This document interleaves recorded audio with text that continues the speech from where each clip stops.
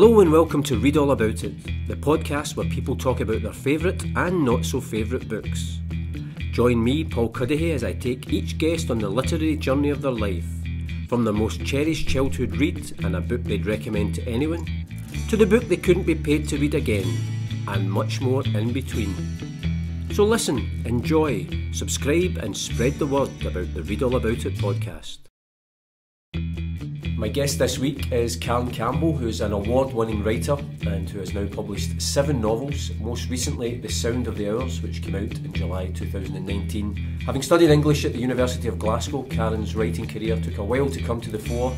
That came after nearly 6 years as a police officer with Strathclyde Police, followed by a role as a media officer with Glasgow City Council. It was during this time that she was accepted onto Glasgow University's prestigious creative writing master's course, and thus began an impressive career as a writer. This has, to date, involved 4 novels set in the world of the police: The Twilight Time, After the Fire, Shadow Play and Proof of Life. Those books were followed by This Is Where I Am, which tells the story of a Somali asylum seeker who has arrived in Glasgow with his daughter. Rise, a novel about trying to escape the past and forging a new future, set in the Highlands, and then most recently, The Sound of the Hours. This latest novel was set mainly in the Italian town of Barga during the Second World War, and amidst much acclaim from readers and reviewers alike. One reviewer said that if you can imagine Captain Corelli's mandolin meets Catch-22, you'll have some idea as to what The Sound of the Hours is like. And it's also a timely reminder that any discussion about the best contemporary Scottish novelists should include Karen Campbell, and also went on to say that Karen is fast becoming a writer of real range and emotional power. Karen, thanks for joining us on the Read All About It podcast. First of all, I wanted to ask, is that an accurate... Are you happy with that comparison as a cross between Captain Corelli's mandolin and Catch-22? I was actually blown away when I read that. Yeah, I mean, it's, you know, sometimes these comparisons are always like the worst of both worlds, but in that, it really got what I was trying to do, because The Sound of the Hours, you know, if you look at the cover of it and the sort of way it's been pitched, it's coming across as a romance, but it's much more of a war story to me, in the way that I think Captain Corelli was actually. You know, there's an awful lot in that too about the history and the lead up and the politics of how countries get divided. So that was something I was really keen to do with The Sound of the Hours as well. Just look at Italy during World War II, and in particular Barga, because you know, it bills itself as the most Scottish town in Italy. As you come into it, it's got a Barga Celtic supporters club. It has an annual Scottish week. It has a fish and chip festival, albeit they call it patate e pesce, so it sounds more exotic, but it's fish and chips. And I just wanted to explore a place that's already got almost mixed identity, how which side you go on in war when nothing's black and white, and you might have family back in Scotland and family fighting for Mussolini and maybe family fighting for the Allies. Yeah, so that sort of summation of it being, I mean, Catch-22 is all about the madness of war, isn't it? So, you know, I was really chuffed with it. And I always wonder if, you know, when you obviously put your heart and soul into a novel, and you know, when it comes out, is there excitement or is it nervousness? Because until people start to read it, to start to review it, you're so attached that you're not sure what the general public are going to think about it. So you must be delighted with the response to it.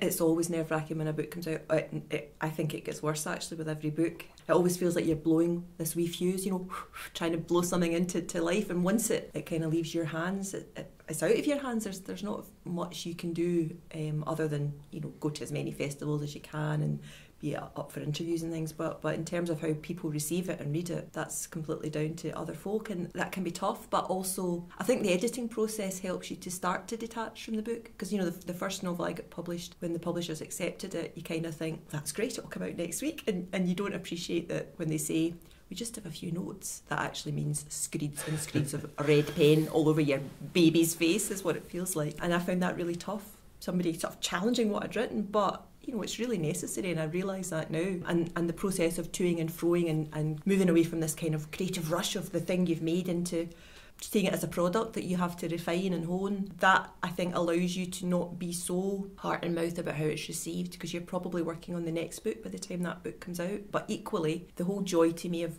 writing for publication for people to read is the thing doesn't come alive till someone else reads it. You know, you're not just sitting in your room writing a diary, you're writing something that's going out into the world, and folk will receive it in different ways. I've had reviews sometimes and comments about things I hadn't even thought I'd written. Initially you might think, oh, I've got this wrong, they haven't got what the book's about, but how do we enjoy books that we read? It's when there's a space for you to put something of yourself in the book and get something out of it that's personal to you. So it's a joy actually when that happens, and folk comment on your book and say things about your book that you maybe hadn't anticipated when you wrote it, but you're like, okay, I'll take that, thank you. Obviously, you know, very much a writer, but as all writers, books play such a big part in what you do, and so I was obviously keen to get you on this Read All About It podcast, and it's always interesting when you hear people's choices, and the first question obviously for everyone is going back and choosing your favourite book from childhood, and I'm guessing from the way you replied to me that was that first question was even a difficult one for you. It was. I think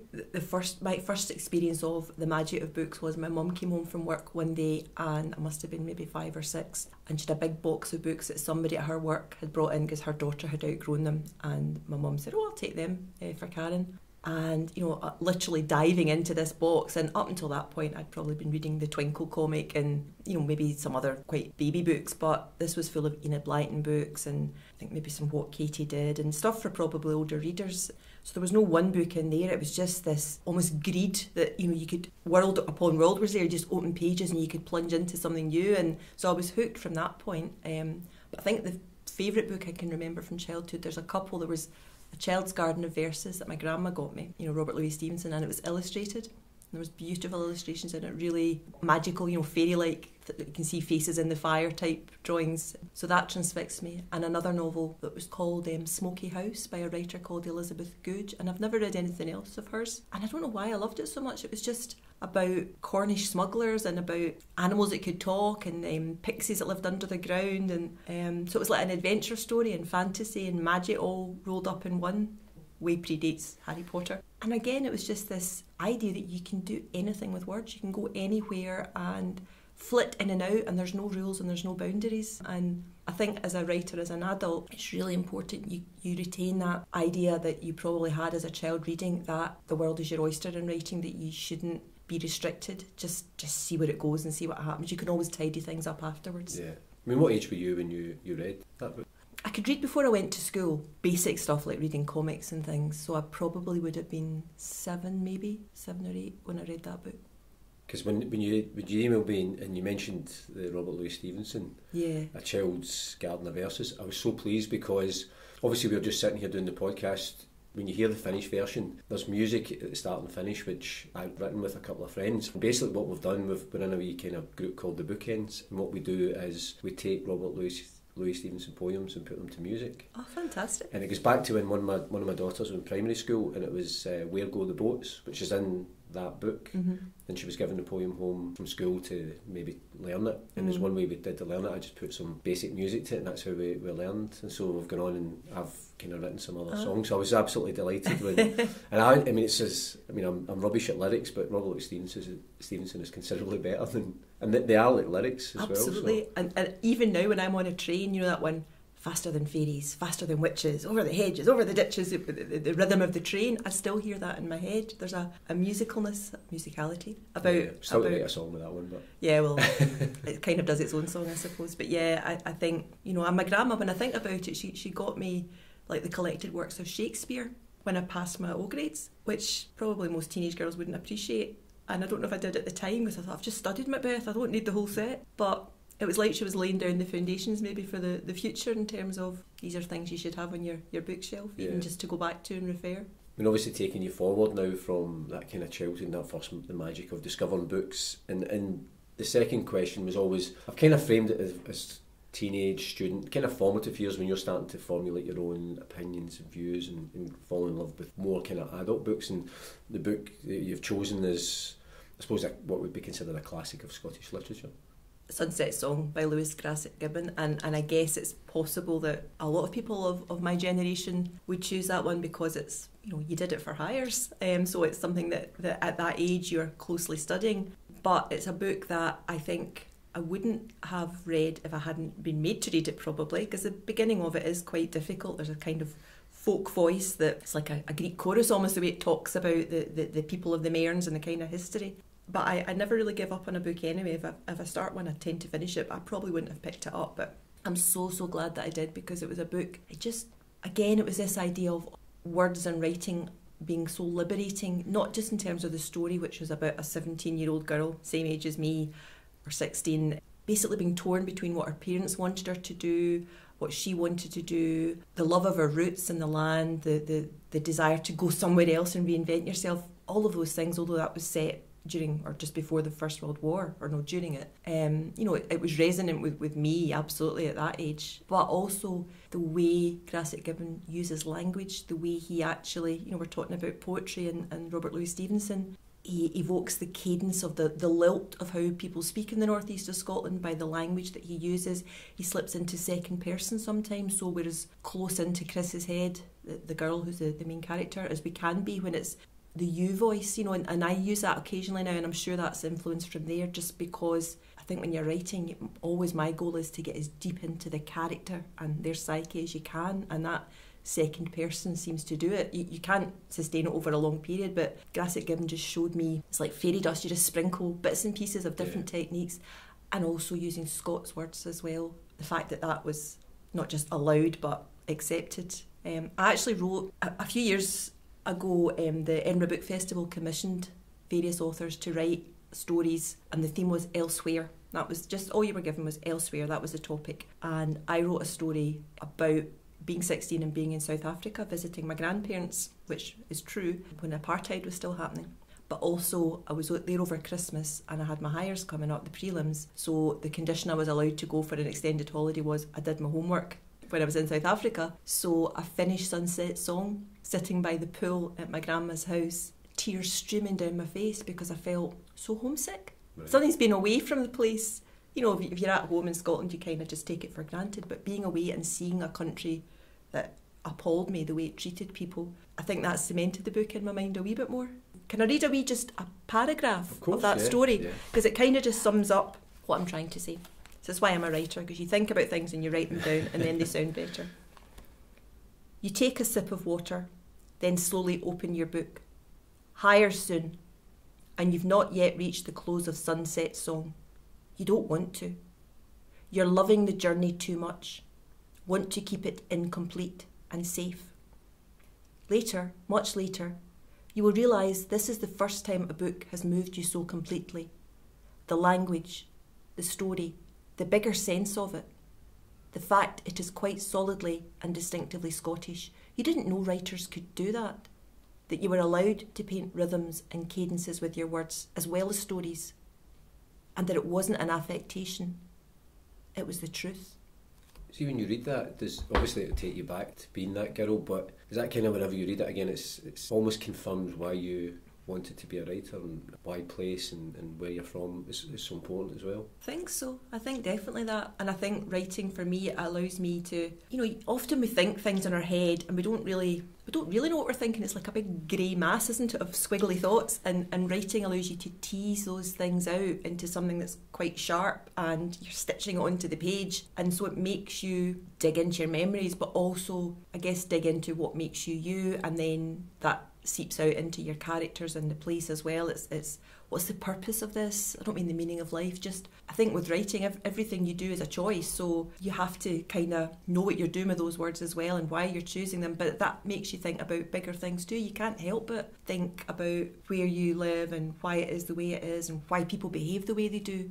It's endlessly fascinating. Did you read, it's often published as part of the trilogy of Scots Queer. If you gone on to read the other two parts? I did, and I was a wee bit disappointed, as I think most folk are, because, and that's a good lesson again when you're writing, sometimes less is more, like leave somebody at a certain point in their life, because Chris later on isn't the Chris of our youth, which of course none of us are, but it makes it so sad and more poignant that, Sunset Song is an elegy already for that sort of lost way of life and what the First World War did to rural communities.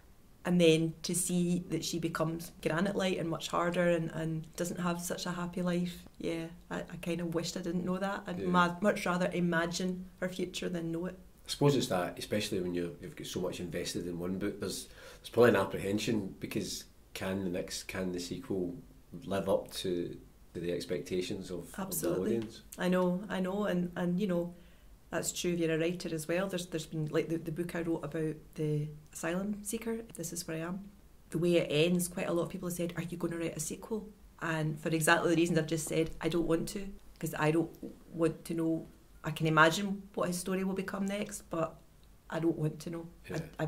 And maybe that goes back to childhood too. I always remember at the end of The Railway Children, you know, the scene where Bobby's found her dad at the train station. Sorry, that's a spoiler if somebody hasn't read it, but he comes back. And they're going up to the house where the family don't know that their dad's coming back from where he's been. And I'm sure the line is something like, and there we must leave them. It's like this sort of author's voice comes in and it's like the camera pulls back. That happens in the film of it as well. Yeah. At the moment you want to see this reunion that the whole film's been about, the whole novel's been about, the door shuts and we don't see it. But that's why you keep thinking about it, because it's not tied up in a neat bow. I think you need a certain nerve as a writer to do that, because you must know that your audience is desperate for more, but you have to have the confidence to go, that's enough. I think it's like walking a tightrope a wee bit, and you know, you just one wee wobble the wrong way and you fall off. So yeah, because we've all read books, haven't we, that you get to the end and you think, seriously, I've spent 3 days reading it and that's how you repay me. So that's really always in the back of my mind, that I think the ending of a book is almost more important than the beginning, because it shines back down the whole story and it kind of dictates how you're going to feel about it forever. You've been on this journey, but you want the conclusion of the journey to have some degree of resolution, some degree of satisfaction, but also a bit of yearning, that you're still kind of hoping that person you've read about or that world is still carrying on when the pages are shut, and trying to balance all of that. That's tough. That's a responsibility on your shoulders, and as you're writing it, I think. Totally. But I suppose that's part of I don't know if it's the joy, but that's part of the challenge as well, isn't it? Yeah, and again, I think it's a music type thing. I'm not musical, but I think writing is about pauses and accelerations and ups and downs, in the same way that a score might be in music. And so judging that final note is the sort of the last resonance that keeps hanging in the air for me. And yeah, that can be, you know, with my latest book, I wrote 2 endings.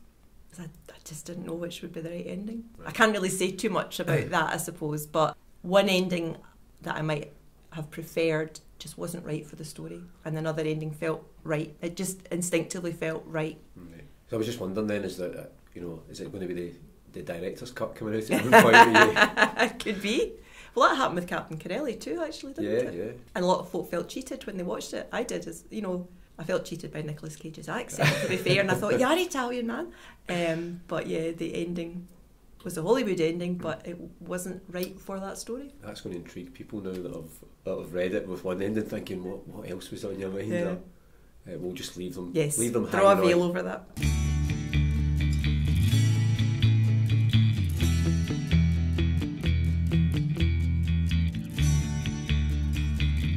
You're listening to the Read All About It podcast with me, Paul Cuddihy, and my guest, the writer Karen Campbell. Karen, we're on to the third question, the third category, and that's a book that you would recommend to anyone.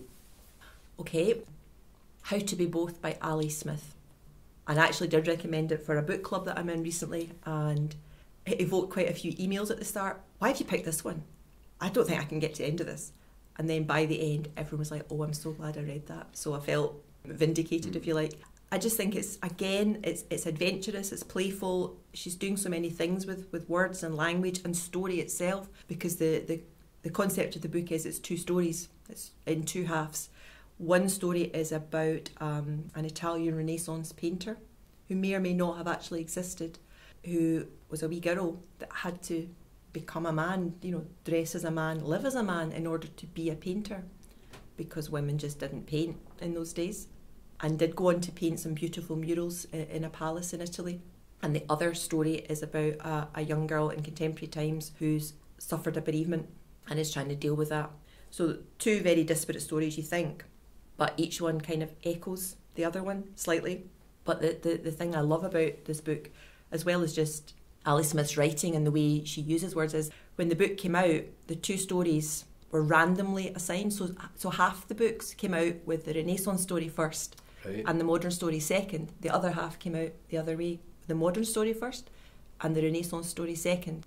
And when you buy it, you don't know what one you're getting. And so within my book group itself, there was a mixture of Right, who that's got really what. interesting, isn't it? And I think the whole thing that Ali Smith was trying to do is talk about what comes first in terms of story and history and what underpins what bleeds from the past to the present and the future and back again. Because whatever way you read that book, depending on which story comes first, you get a whole different reading experience. The two stories haven't changed, but your understanding of how one affects the other and what the themes are. Did you find that when the book group came to discuss it, that people who had read one story first had a different perspective? Totally. Right. And the thing about Ali Smith is it wasn't gimmicky.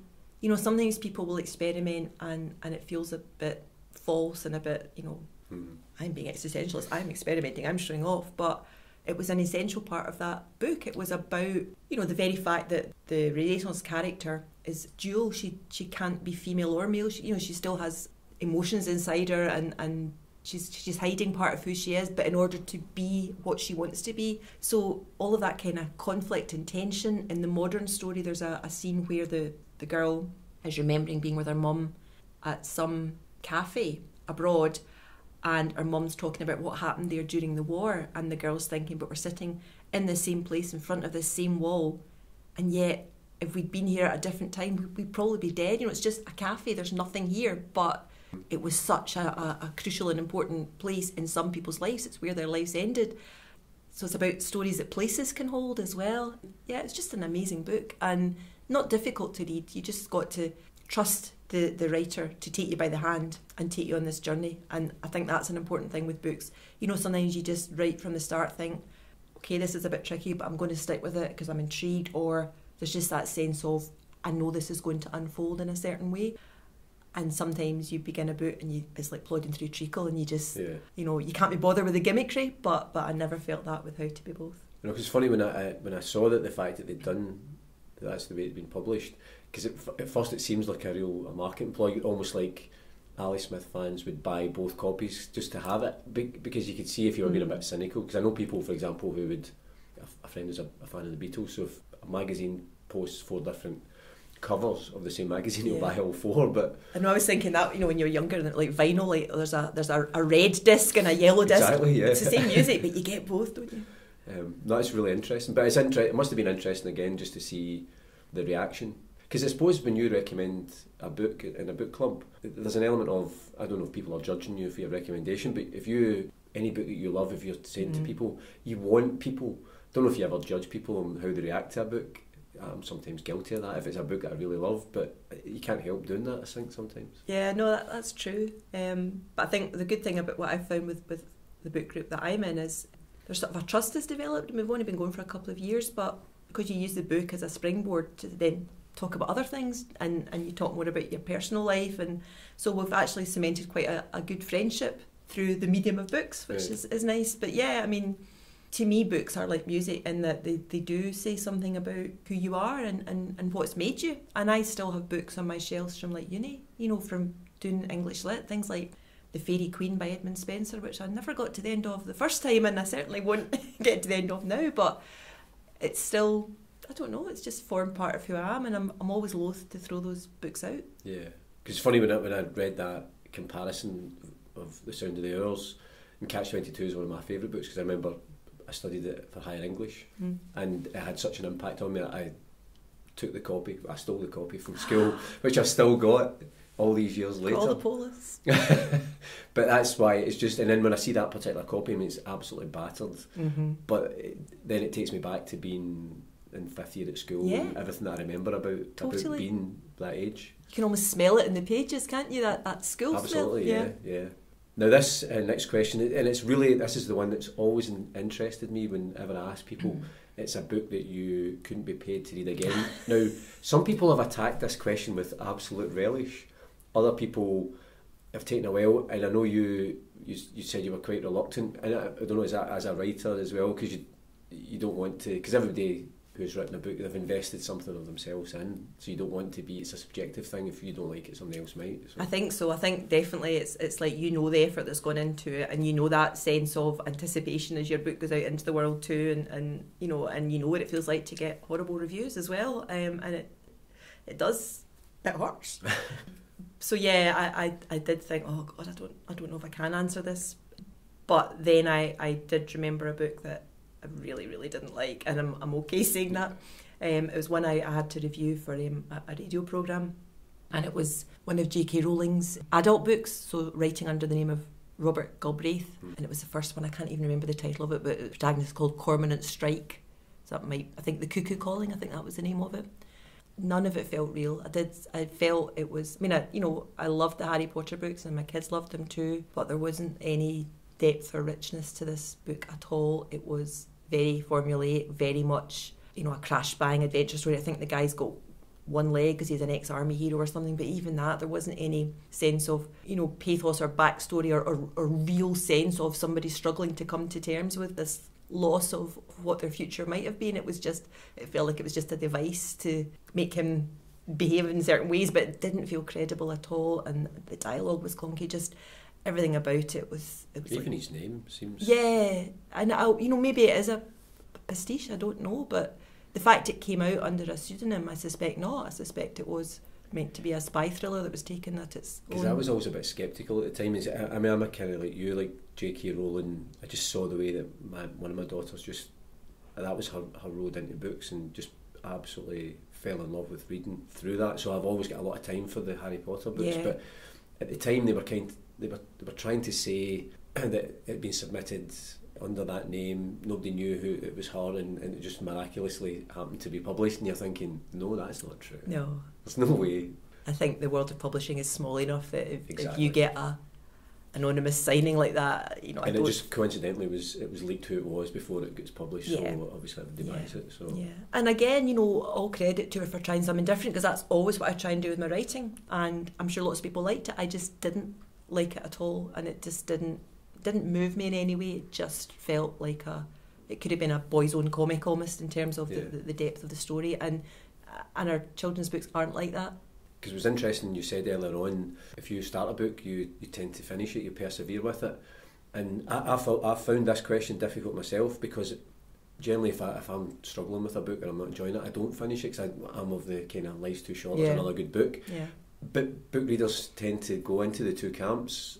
I'm on one side and you're on the other side, and it's interesting that, so obviously even books that you don't like will probably have a bigger impact on you, because you'll think, that's an endurance test, I've passed it, Yeah, I guess so. I suppose that's always like you're an optimist too. You think, I'll maybe pick up, because I know some books I do love are the ones that are kind of slow burners, and then it starts to just pick up pace, and I think that's the way I write too. So I always want to give a book the benefit of the doubt. But yeah, there are many times that you get to the end of a book and you think, you feel a bit deflated, don't you? And they're not the ones you keep on your shelf, I guess. Yeah, I suppose so. Yeah, and you mentioned as well about that horrible feeling of a bad review. Do you read the reviews? Because again, it's such a subjective thing, and I wonder, because you've invested again so much emotion into the book, and you read a review and somebody just either doesn't get it, or they just completely pan all this work that you put in. I do read them.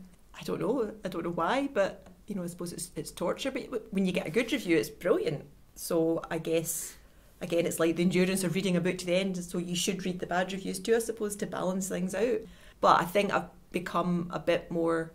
Well, I think when I write, I try and not write for an audience, because your first novel, you're not doing that. You're just thinking, I'm telling a story here, and you probably don't think it's going to be published, so you don't ever think you're going to be held accountable for what you've written. And there's a freedom in that. You just tell the story you want to tell, the book you haven't seen on the shelf. That's what's compelling you to write. And with my early books, it was definitely, I was wanting to try and give an account of being a police officer that felt real, and involved humour and darkness and It's interesting when we were corresponding before this, and I'd put together the introduction, and I described the novels as police procedurals, but you wanted them in the world of police, because as you say, it goes beyond the job, it's the characters, it's the people, it's how all that absolutely affects. It's the idea of standing in uniform in Sauchiehall Street, aged 20, in the night shift, thinking, they've put me in charge. The Savoy's spilling shortly. I'm the same person that was up the dancing last week, and now I'm in a uniform, and suddenly I'm a different person. Even though you've had training, whatever, it's inside you're vulnerable, outside you're the symbol of authority. And I thought that was an interesting thing to write about, in terms of the sort of dichotomy of being being a challenge as a carrot, you know. Totally, but being vulnerable and exposed, but also the target of everything, good and bad. You know, there's a polis, they'll know the way to such and such. Call the polis, I've just been mugged, all of that, and it's just you and your wee head going, oh no, oh no. But you know, some of the early reviews I got were things like, people should be warned, there's pages in this book where nothing happens. People just talk. And it's full of Scottish words too, and swearing. And so, you know, that was quite tough to take. But I thought, well, that is me trying to give an accurate representation of what that world was like for me. And nobody can say that's not true, because it's what I lived. And yeah, but if people were thinking they were getting a particular type of book, and then they weren't, they were getting somebody who was kind of in their heats for 4 pages and nothing much happening. They're talking about back shift being the longest shift of the, you know, there was 3 shifts we did then, I know it's different now, and how you never get anything done. And it was a kind of philosophical musing on life not achieving what you want. But yeah, if you were expecting to get 3 murders and a car chase, then that's not what that book was giving you. So what I try and do now is that I don't write thinking how it'll be received, but at the same time I suck it up and I do read the reviews afterwards. But I try not let that affect me with the next thing I write either. Yeah. Because I think that's admirable, because as you say, you know, you mentioned earlier on, by the time the book comes out, you're maybe writing, you're on to the next thing. And I suppose the potential danger is that if the book that comes out gets, you know, negative reviews, then that maybe has an impact on what you're writing, just in terms of the confidence, or thinking, what am I doing? Or as I say, you're able to just take the good with the bad and think. Yeah, I think so. And just, you've got to trust your own voice too, and you've got to write the thing you want to write. If it's changed and tampered and made something more, anodyne's not the right word, but you know, it's not what you set out to write, then what was the point in you doing it? Yeah. So maybe your sales aren't so great, but are you proud of what you've written, and does it allow you the freedom to go on and write something else, and you're not being straitjacketed into a particular genre or shelf or whatever? Then for me, I think that's worth it, because it's the joy of the writing and bringing things to life in a way you want to do that's important. We're on to the 5th and final question, and that's either the last book you read or the book that you're currently reading. I've just finished it, and it's Surfacing by Kathleen Jamie. And Kathleen's a poet, but she's becoming a really fine nature writer as well. The poem probably most people know, well, certainly one that's always stuck in my mind, is The Queen of Sheba that Kathleen Jamie wrote. It's just amazing, because it's about small town Scottish parochialism spliced with the arrival of the Queen of Sheba and all the resplendent pomp and grandeur, and it's definitely one to read, you know, look it up and read it. She's brilliant wordsmith, but she's been also, as I say, doing sort of forays into nature writing, but much more about philosophy and life as well. And Surfacing is a collection of essays, and some of them are about her being in the frozen wastes of, I'll get this wrong if it's Arctic or Antarctic, I'm not sure, where the Inuits are. And others are her on an archaeological dig, and some are little vignettes about her daughter going off to uni, and it's just the way she writes and sort of splices them all together, and you just feel you're taking on this journey of what's important in life, about what we leave of the past, about our future and what we invest in our children and our families, about love, about loss. She wrote another similar collection called Findings a few years ago, and you know, there's a whole essay in that on a seagull's skull that she found on the beach, and it's where she can go with those small little tiny bits of life or death and take them into something that just makes you think about what's important to you. So it was a lovely read, and it you know, it was a book you can dip into and dip out of, but I read it almost as a novel, and I think that again you get more themes that run through every one of the essays when you do that. Because that's a skill in itself as a writer, to, as you say, to sometimes take the smallest detail and keep the reader enthralled as you kind of take them on some sort of bigger journey. Totally, and in a way that doesn't feel indulgent. You know, sometimes I think writers, we can sort of be too in love with ourselves, and you know, I think this, and you need to know exactly what I think, but Kathleen Jamie does it, like all good poets, I guess, in a way that you take the small and the personal and the literal and you make it universal. There's some sense of continuity and resonance and speaking to something beyond your own experience. I don't mean supernatural, I just mean in terms of the bigger issues in life, but it can be done through a very sort of microscopic focus, and she's brilliant at that. I mean, in terms of what you read, do you get quite an eclectic taste, and obviously those are essays. Do you dip in fiction, non-fiction, just whatever catches your attention? Yeah, I would say mostly fiction. And I don't know if I would read a collection like that if it hadn't been Kathleen Jamie that wrote it. Although I have read things like, was it Robert Macfarlane that wrote like Underworld and I can't remember, sort of Lost Paths and things like that. You know, there's other nature writing that I quite like, again because they're a springboard to talk about bigger things. I'm not a huge poetry reader. There's only certain poems that really move me. I wouldn't sit down with a collection of poetry, so it tends to be more fiction, I would say, than anything. Because it was interesting, I watched a documentary about Seamus Heaney recently. You know, I've read his poems, but actually see when you hear them it's the same, I think with poetry, if you hear somebody reading it, it takes on a whole different meaning, and it brings them alive. Actually, it was quite interesting, and then to go back and actually read them on the page, but then you're hearing whoever the voice of what was usually his voice reading it. Absolutely. And that sort of musicality again, it just gives it another sense of another layer, you know, and sometimes we don't know how our emotions are tapped into. It can be a bit of music or a smell, you know, talking about the smell of books. That reading is a more sensory thing than just your eyes, I think. There's an awful lot going on in your subconscious when you read and when you write too. Yeah. I mean, in terms of, we're almost at the end of the podcast, but obviously you'd mentioned by the time The Sound of the Hours comes out, you're already working on your next novel. I take it that's ongoing as we speak? Well, I've finished the first draft of it, so it's with my agent at the moment. Hopefully we'll find a home for it soon. And I wrote that. I mean, The Sound of the Hours took 4 years to write because it was historical and I had to do so much research and kind of sifting down of what I didn't need as much as what I did need. But this new book I wrote in about 3 months, and it was almost like a reaction to that 4-year toil. It was a sudden sort of wee burst of inspiration, and I just ran with it and I just wrote it every single day, and I've never written a book that quickly must before. Quite exhilarating to get It was like I was sprinting almost. It just, you know, the wind in your hair type thing. So I know, and I'm pleased with it, with the benefit of leaving it a while and going back. It still, I feel, hangs together. So, and that is a book about a homeless person who something happens at the start of the novel that makes them feel they want to return back to where they came from. So it's a kind of journey novel. But as they're returning to the place they came from, in sort of wee fragmentary flashbacks, you learn why they left in the first place and what led to them becoming homeless. And you kind of know why they're avoiding. They're still taking this circuitous route, that there's something there that they don't want to deal with, but they still feel drawn to go back. So, you know, after juggling, literally when I was writing The Sound of the Hours, I had a map behind my desk with like flags of what soldiers were where when, you know. I was God's like army. I was like orchestrating the battles myself.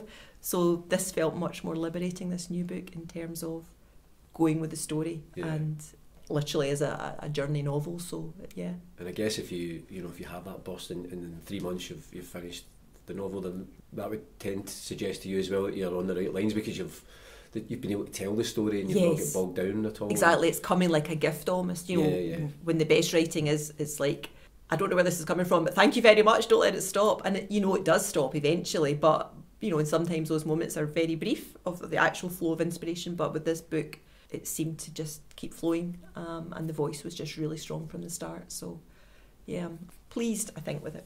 Well, we'll look forward to that one whenever it does come out. Thank you. But thanks very much for joining us on the Read All About It podcast, Karen. It's a pleasure, thank you. Thanks for listening to the Read All About It podcast, and I'd love to hear what you thought about it.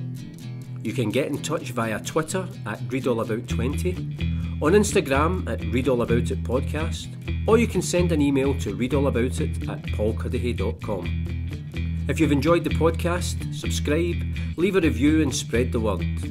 If you haven't enjoyed it, say nothing to anybody.